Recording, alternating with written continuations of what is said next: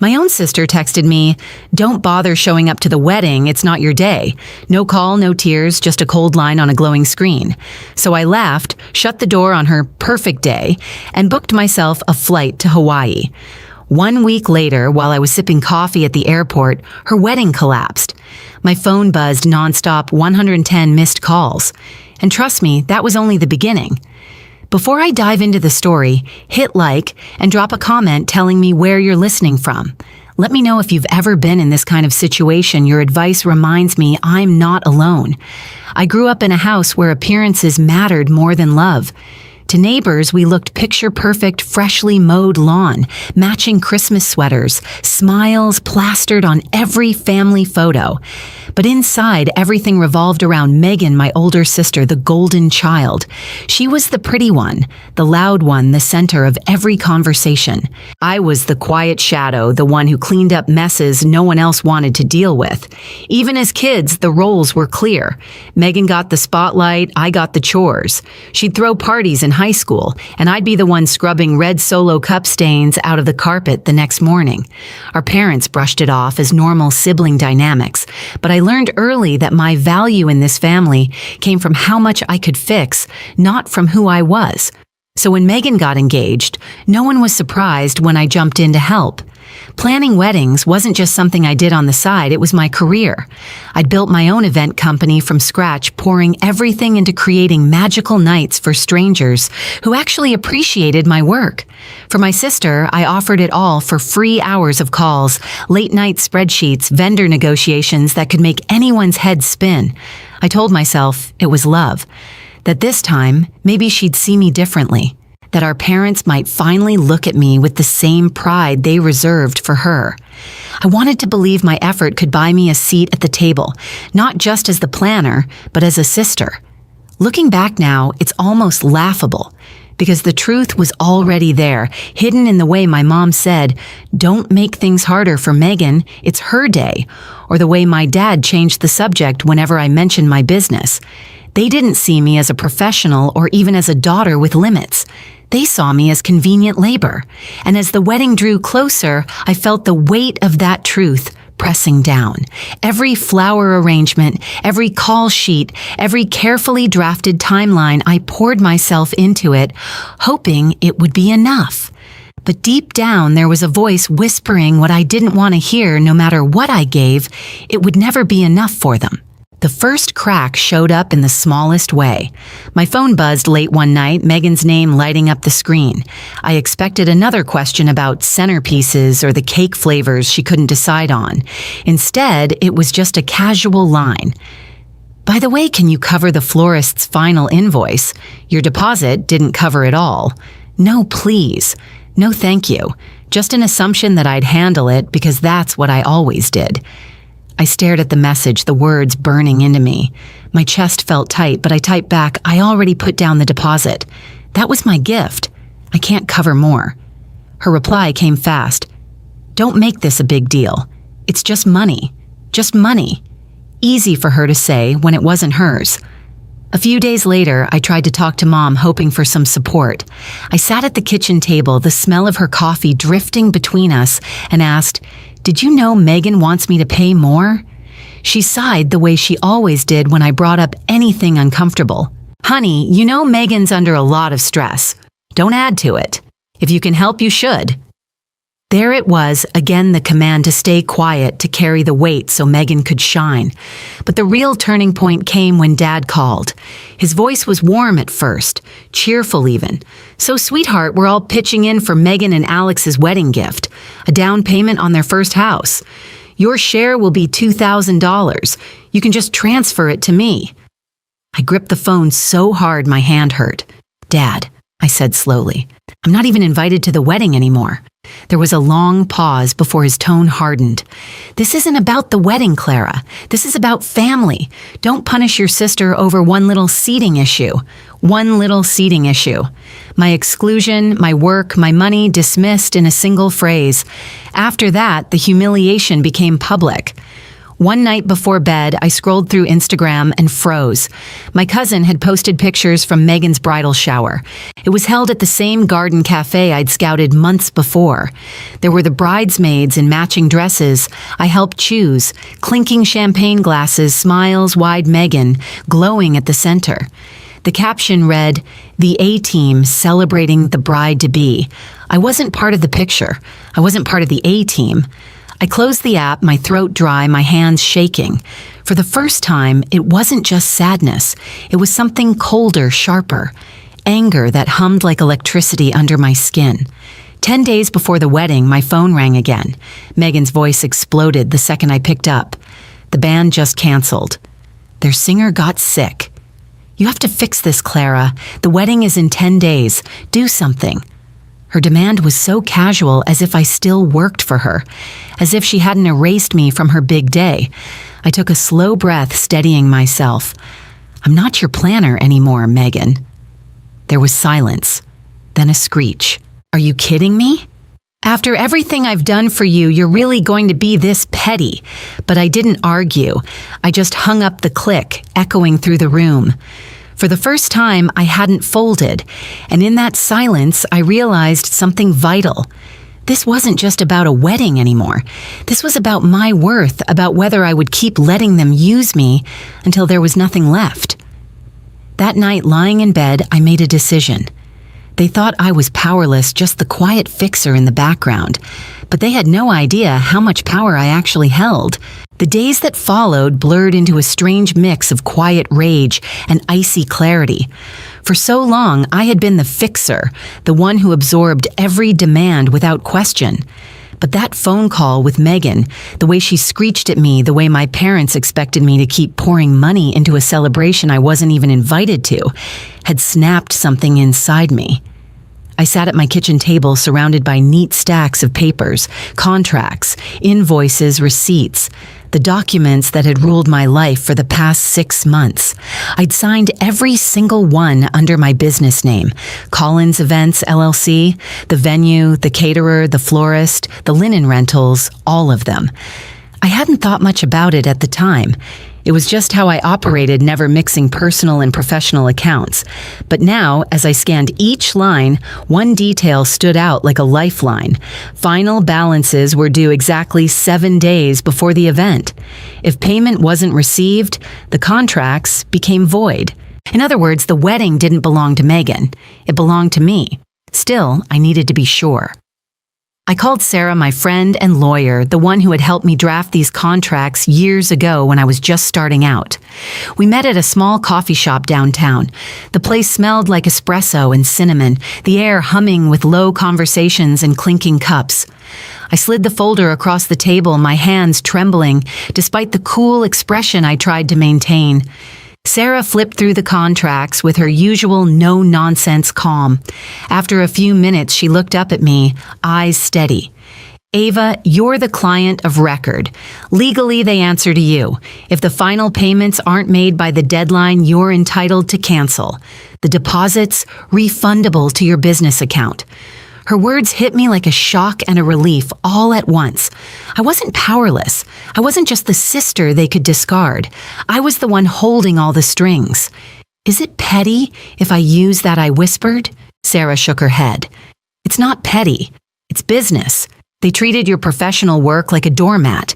You have every right to pull it out from under them." That night, I sat alone in my apartment, the glow of my laptop illuminating the room. My cursor blinked on the screen, taunting me, daring me to take the step. I drafted 4 emails, one for each vendor. The words were polite, professional, free of anger. As the client on record for the event scheduled, August 30th, I am writing to inform you that I will not be remitting the final payment as stipulated in our contract. Please consider this notice of cancellation effective immediately. Refund the deposit to my business account on file. I read them over and over, my heart pounding. This wasn't revenge born of fury. It was the clean precision of someone finally claiming their power. I scheduled the emails to send at exactly 9:00 a.m. the next morning, 7 days before the wedding. As I shut my laptop, a strange calm settled over me. Outside, the city lights flickered. Car horns echoed faintly in the distance. For once, their chaos wasn't mine to manage. The next morning, I woke to the quiet hum of my phone alarm. I poured myself coffee, sat by the window, and waited. At 9:00 a.m. sharp, the emails went out. No fireworks, no dramatic music, just a series of polite digital goodbyes traveling through cyberspace. For a few hours, there was silence. I imagined vendors opening their inboxes, reading my words, making calls. And then just after noon, the phone on Megan's end must have started ringing. One by one, the dominoes would fall. I sipped my coffee, steady and calm. For the first time, I wasn't waiting for their approval. I was waiting for the sound of everything they took for granted crashing down. It started with a call from the venue manager. His name Harrison lit up on Megan's phone at noon, just as she was picking out nail colors with her bridesmaids. I wasn't there, of course, but I could imagine it clearly. The way she laughed at first, thinking it was a mistake. The way her smile faltered when he said in his crisp, professional tone, "I'm sorry, Ms. Collins. We received a cancellation notice from Collins Events. Your booking has been released." Within the hour, the caterer called, then the florist, then the linen company, each one delivering the same polite, devastating message. No payment, no wedding. My own phone finally lit up, buzzing across the kitchen counter until I picked it up. Megan's name flashed, and I let it ring twice before answering. I set it to speaker and leaned back in my chair, calm, as the storm raged on the other end. "What the hell did you do?" Megan's voice cracked into a shrill scream. I could hear chaos in the background, my mother shouting, my father's booming voice echoing through what must have been the living room. The venue just canceled, the caterer too. They all said, "You pulled the plug." I took a slow sip of my coffee before speaking. I didn't do anything. I just chose not to make the final payments. "You told me I had no place at your wedding, Megan, so I removed myself and my business from it. You ruined my wedding to get back at me." She screeched, her voice raw with panic. "No," I said evenly. "You ruined your own wedding when you decided I wasn't worth a seat at the table. You can't erase me, use me, and still expect my work to stand behind you." There was a beat of silence before my mother's voice cut in, sharp and furious. "Ava, how dare you? This is your sister's big day. You need to fix this right now. I can't," I replied. My tone was calm, almost gentle, which only seemed to make them angrier. "The contracts are already void. The deposits have been refunded to my business account. It's done. You'll give that money back." My father roared, his voice so loud I had to hold the phone away from my ear. "No," I said. "That money was never a gift. It was business. And I'm done letting you treat me like free labor." For the first time, there was no scrambling, no apology from me. Just the sound of my words landing like stones in the silence that followed. On the other end of the line, I could hear Megan breaking down her sobs, jagged, furious, desperate. "You don't understand what you've done. Guests are flying in. Alex's family is already here, and yet somehow there was no room for me." I cut in. My voice sharpened for the first time. "Do you hear yourself? You erased me and still expected me to carry you." The sobs turned to venom. "You're pathetic. You've always been jealous. You'll die alone with your spreadsheets and your contracts, and no one will ever love you the way we love Megan." That one stung, I won't lie. But I forced myself to stay steady. "Maybe so," I said softly. "But at least I'll never beg scraps of love from people who only know how to take." The line went dead silent. Not a scream, not a sob, just nothing. And in that pause, I knew they finally understood this wasn't a tantrum. This wasn't a phase. This was the end of me being their doormat. I ended the call myself, pressing the red button with a hand that no longer trembled. The next few days were a blur of panicked voicemails, angry texts, even threats. At one point, my father showed up at my apartment building, pounding on the lobby door, demanding I come down and fix the family disaster. I stayed upstairs, lights off, watching from the window as he finally left. For once, I didn't cave. And then came the wedding day. or rather, what was supposed to be the wedding day. While Megan and my parents scrambled to salvage scraps, switching venues, begging vendors who were already booked, I was sitting at the airport suitcase at my side, the hum of departures and announcements filling the air. I ordered a coffee, set my phone to silent, and slid my boarding pass across the counter. As the plane lifted into the sky, I thought of Megan in her white dress, standing in an empty hall with no flowers, no music, no food. The image wasn't sweet revenge. It was justice. The kind of justice that comes when someone finally refuses to be used. By the time my phone buzzed again, 40 new messages, 70 more missed calls. I was already soaring over the Pacific, watching the sunlight glitter on the water. And for the first time in years, the chaos wasn't mine to fix.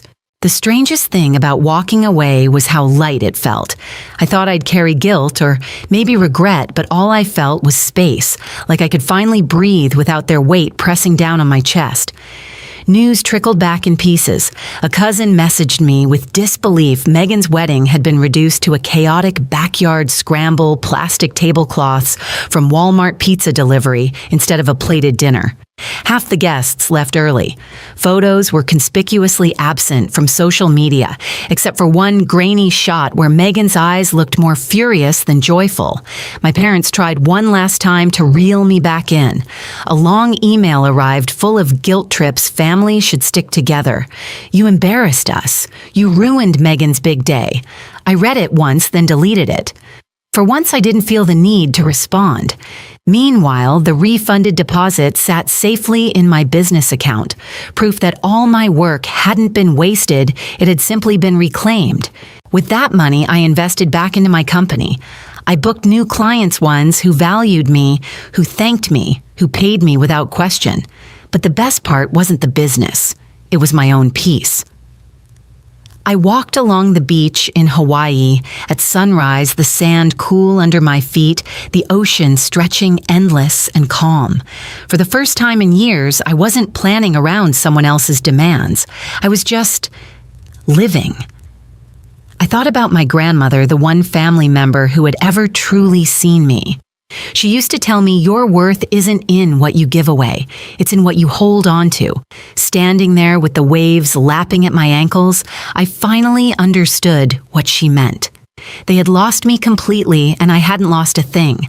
Family can wound you in ways strangers never could. They know exactly where to cut deepest, and for years I let those cuts bleed while pretending everything was fine. But sometimes the bravest thing you can do isn't fixing the mess, it's walking away from it. I didn't destroy my sister's wedding. I simply stopped holding it up. And in doing so, I realized something I should have known all along. My value was never measured by their approval. It was mine to define. If you've ever stood up to family who tried to erase you, or if you've had to protect your own peace at the cost of belonging, know this: you are not alone. Share your story in the comments. I'll be reading them. And don't forget to subscribe, because the next story might just remind you of your own strength.